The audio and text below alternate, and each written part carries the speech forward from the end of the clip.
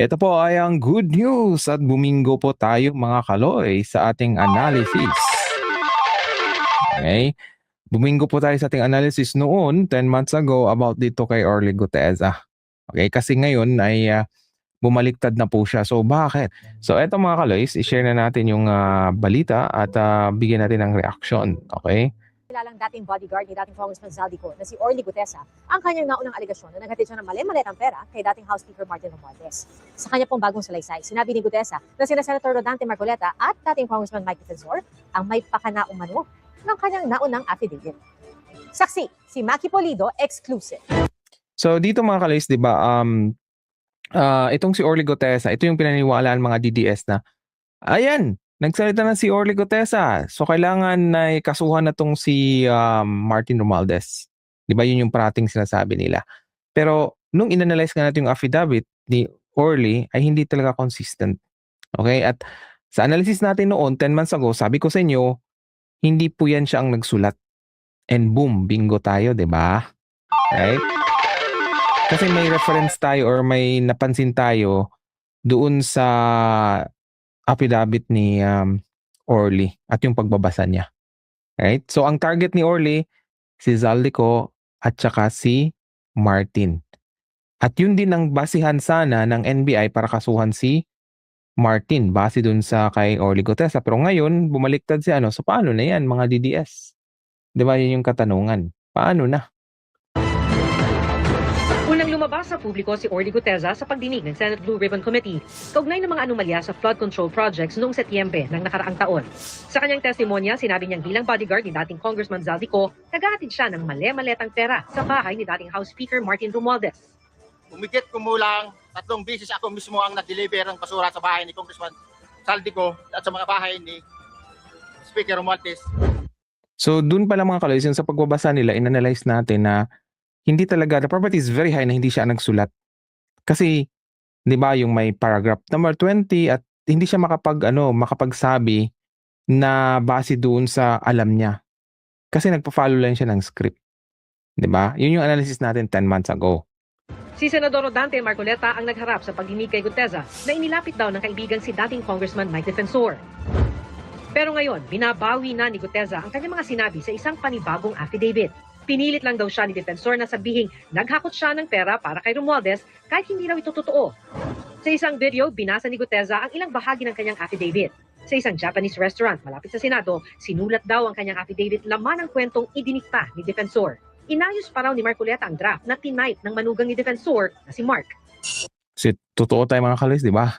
Bingo tayo na si Marcoleta ang nagsulat ng affidavit. Kasi di ba din sa analysis natin 10 months ago, sabi ko sa inyo, bakit, di ba, gusto ni Marcoleta na sundin talaga yung paragraph by paragraph, word for word. Di ba? Sabi niya, basahin mo na lang. Kasi di ba mga kaloys, yung naibigay kay Gutesa na script, affidavit, ay nagka-error sa photocopy. In-explain ko yan sa inyo mga kaloys, di ba?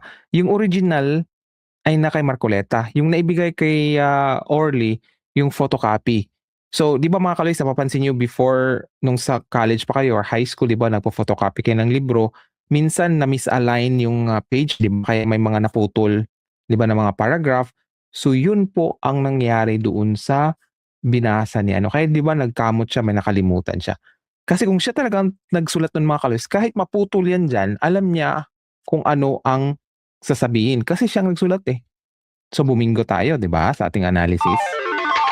So sabi ni Karina, kaya bumalik yan Kaloy kasi nakakulong na nag-udyok sa kanya. O syempre walang financier eh. Yung director nakakulong na, di ba? So let's continue mga Kaloys. Simulan na nalisin na rin Marcoleta ang basahin ang ginawa ni Mark na affidavit base sa sinabi ni former Congressman Mike na sabi niya, pare, ayusin ko ang Tagalog. Doon mismo sa rap ko, inaayos ni Mr. Marcoleta ang affidavit na yun. Sabi ni former Congressman Mike Defensor, si Mark kasi di marunong mag-Tagalog. Ang video na ito ibinigay sa GMA News ni Attorney Melvin Kalimag, ang abogadong nagnotaryo ng panibagong affidavit ni Guteza noong August 13. Binigay din sa amin ang video na ginawang pagnotaryo sa isang hotel room sa Pasig. So, yun mga kaloys, di ba? Maganda tong ano eh, yung pinakita ito. Di ba kasi nga nung kay Marcoleta nga time, walang Walang pinakita and 'di ba yung nag-notarize nga na lawyer ay sinabi niya, "Hindi po ako 'yan." Naalala niyo mga kaloys, 'di ba yung ano, nagpa-notarize daw ay hindi siya, 'di ba? Pineke yung pirma, right? Pero eto, pinatunayan talaga na may mga lawyers, may video talaga. 'Di ba? Nandiyan talaga si Orly Gutesa, 'di ba? He was very relaxed. Tapos tahimik nga eh. Parang very ordinary lang. Ni-request namin kay Atty. Kalimag na makausap sa telepono si Gutesa pero ayon sa kanya, may problema sa signal kung nasaan si Gutesa kaya di siya makontak. Sa kwento ni Gutesa sa kanyang affidavit, narinig daw niya ang usapan ni na Defensor at Marcoleta tungkol sa pera. Sabi ni Congressman Mike, basahin mo na muna, ikaw na ang bahala kung pwede yan. Sabi niya, pari, 150 million lang, masaya na tayo. At ang matapos yung basahin ng affidavit, sabi niya, ito na yung missing line na hinahanap natin kasi puro sinasabi ko at ikaw lang ang makapagbabanggit kay former Speaker Martin na di-deliver ng pera. Pinangakuan daw siya ng pera at scholarship sa mga anak.